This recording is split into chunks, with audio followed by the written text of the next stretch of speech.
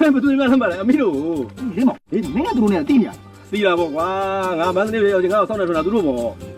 ရှင်ကလည်းလှတော့သားပဲလား ဟုတ်ပါဘဝပြောမကြွားတဲ့လှတော်သားအစ်စ်ပဲဗျဟောဒါနဲ့ဒီတစ်ခါတော့အမိနာကအညီဟောက်တွေမပါပါလား ရှင်နော်စကားပြောရင်ကြည့်ပြောနော်မန်းလေးသူတွေဘာများမှန်နေ သိပါတယ်ဗျာ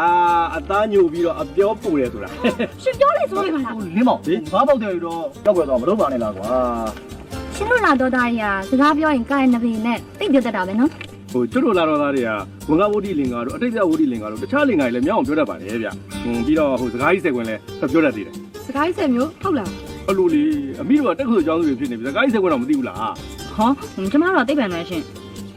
အဲ့ဆိုလဲကျောက်ကဟိုကြုံလုံးလေးဟိုပြောပြမယ်လေဟိုရေကူးညာတင်ဂျွန်းထိုးတင်တဲ့ကောက်ပင်ရိတ်လီဥပြိုင်းနီးရေစီးဖောင်ဆန်အမတ်ညံအိုးတန်ဆန်ခတ်သူ့ဝနရှန်ဆက်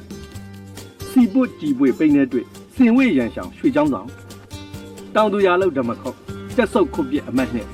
ရေစစ်ခရယုံနှန်းစကား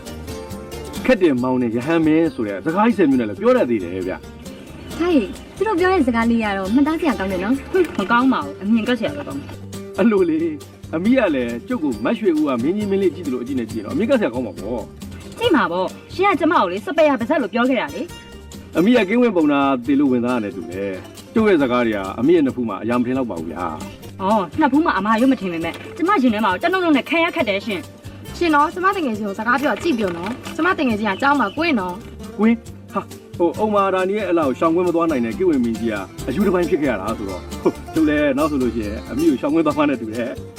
ဟဲ့တာကျမတို့အုံမတိုင်းနဲ့တူလို့နိုင်ရှင်ပြောနေရဲ့ အလကားရှောင်းမရှင်ရှောက်ပြောနေကျမကလေမြောက်တိုင်းမမြောက်တတ်ဘူးရှင်